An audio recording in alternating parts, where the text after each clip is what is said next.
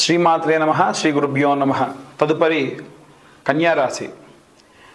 కన్యారాశి వారికి సంబంధించి ఈ యొక్క షష్టగ్రహ కూటమి ఫిబ్రవరి ఆఖరి వారం నుండి ప్రారంభమై ఏప్రిల్ నెలాఖరు వరకు కూడా ఈ ప్రభావం ఉంటుంది.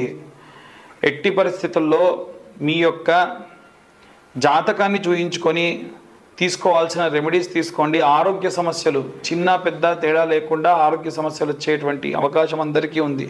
ముఖ్యంగా విద్యార్థులు లాంగ్ లీవ్ తీసుకుని మరీ ఆరోగ్యం ఇబ్బంది పడేటువంటి పరిస్థితి ఉంది. చాలా జాగ్రత్తగా ఉండండి.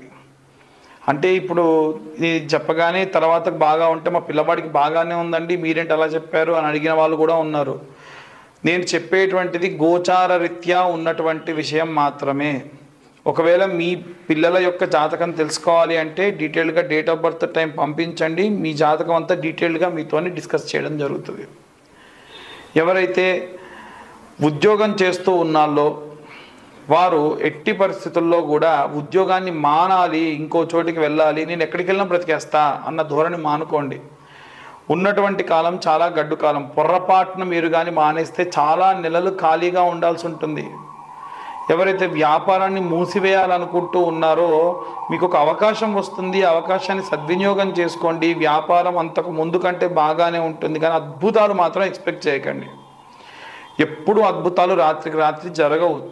షడ్యమం మానవ ప్రయత్నం, సప్తమం దైవచింతనం. అలాగే ఎవరైతే సినీ రాజకీయ రంగాల వారు ఎవరైతే ఉన్నారో రాజకీయాల్లో ఉన్నటువంటి వారు విపరీతమైన అవమానాలు ఎదుర్కొనేటువంటి కాలము. మీ అవకాశం కోసం ఎదురు చూడండి. అవకాశం వచ్చినప్పుడు వీరు రాజకీయాల్లో ఉన్నటువంటి వారు ఎట్టి పరిస్థితుల్లో వదిలిపెట్టరు.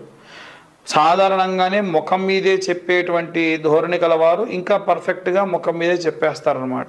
అలాంటి సంఘటనలు అధికంగా జరుగుతాయి.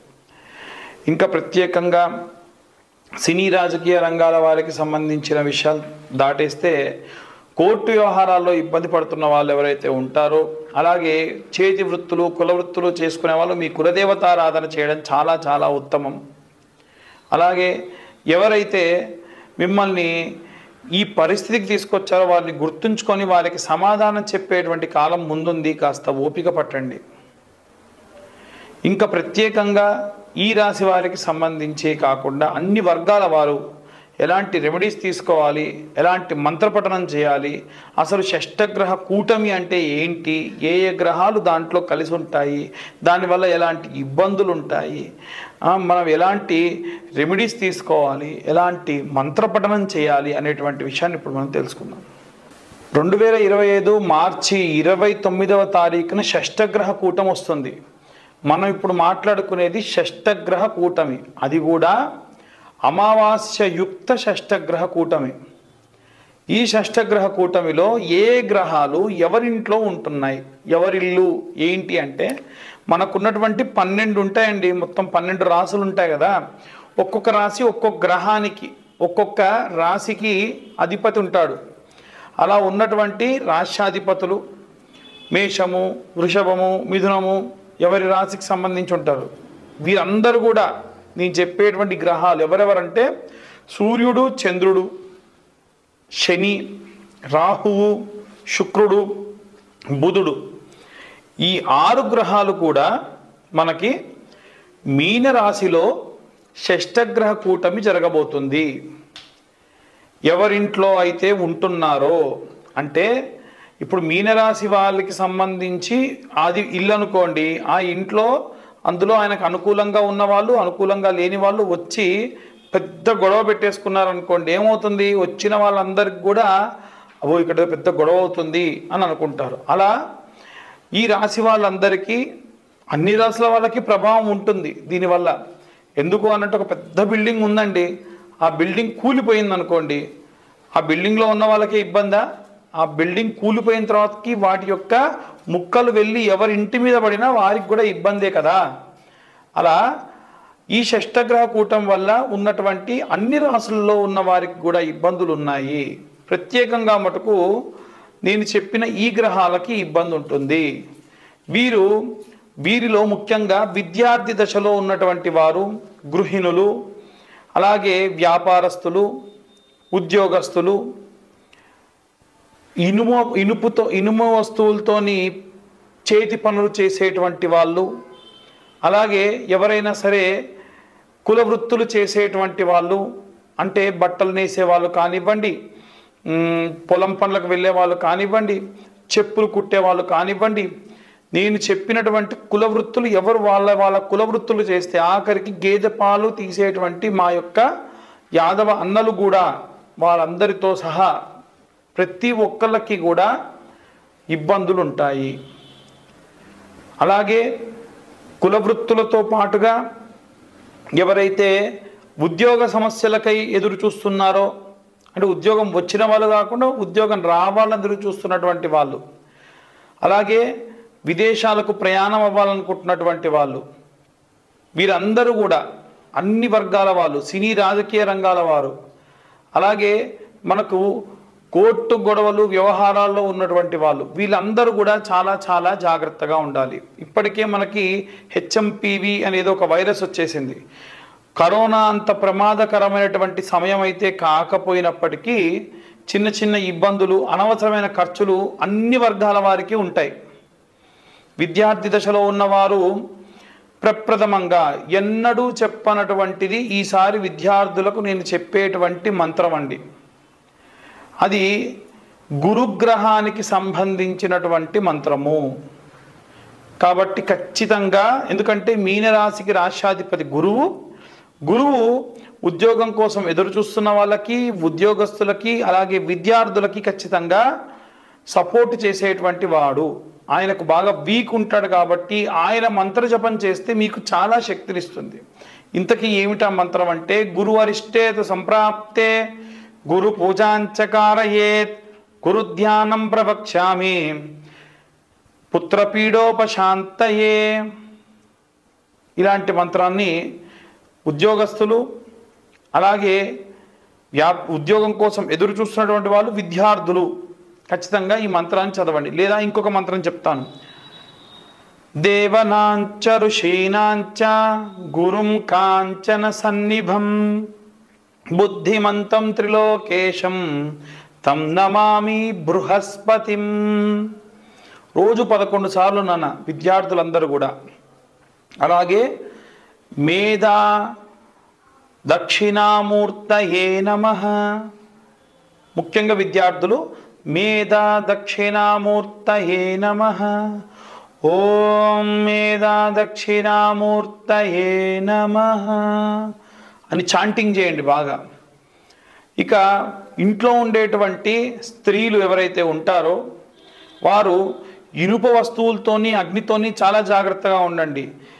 ఈ మార్చి ప్రారంభమైనప్పటి నుండి ఏప్రిల్ మే వరకు కూడా ఏవైనా సరే ప్రమాదానికి సంబంధించిన వార్తలు న్యూస్ పేపర్లో ఎక్కువగా గమనిస్తారు. అక్కడ పేలుడు జరిగింది, ఇక్కడ ఇనుప వస్తువులతోని ప్రమాదం జరిగింది అనేటువంటివి. ఎవరైనా ఇంట్లో ఉండేటువంటి గృహిణులకు కార్ డ్రైవింగ్ వస్తే కూడా చాలా జాగ్రత్తగా కార్ డ్రైవింగ్ చేయండి అమ్మా. ఎందుకంటే ఆ రకమైనటువంటి ఇబ్బంది వచ్చేటువంటి అవకాశం ఉంది. మీరు ఎల్లప్పుడూ కూడా అమ్మవారికి సంబంధించినటువంటి మంత్రాన్ని చదవాలి అని చెప్తాను కదా.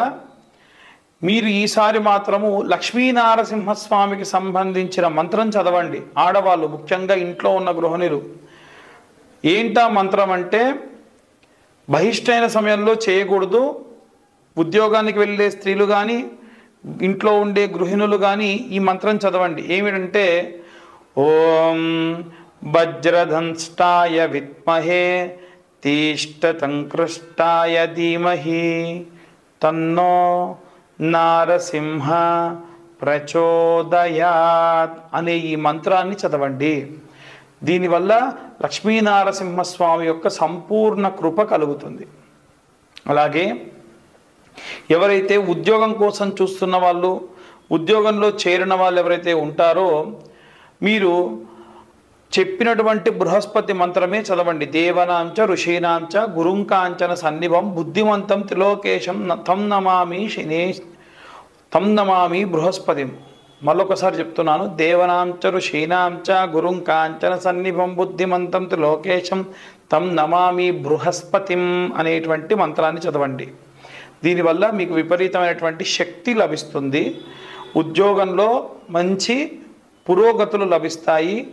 ఆటంకాలు ఖచ్చితంగా చెబుతున్నామండి. మార్చి 15 నుండి ఏప్రిల్ 15 వరకు కూడా ఎన్నో రకాల ఆటంకాలు ఉంటాయి. అన్నిటినీ కూడా అవరోధాలని మీరు దాటుకొని వెళ్ళిపోతారు. ఇక ఎవరైతే చేతి వృత్తుల వాళ్ళు, ఇనుప వస్తువులతో పనిచేసేటువంటి వాళ్ళు, కుల వృత్తులు చేసేవాళ్ళు, శని చాలీసా ఉంటుంది. శని చాలీసా చదువుకోండి. శని చాలీసా యూట్యూబ్లో పెడితే కూడా వస్తుంది, వినండి. అలాగే శనికి సంబంధించిన నీలాంజన సమాభాసం రవిపుత్రమిమాగ్రజం ఛాయా మార్తాండ సంభూతం తం నమామి శనేచ్చరం. చాలామంది శనీశ్వరం అని చదువుతున్నారు, అది శనేచ్చరం అని చదవండి.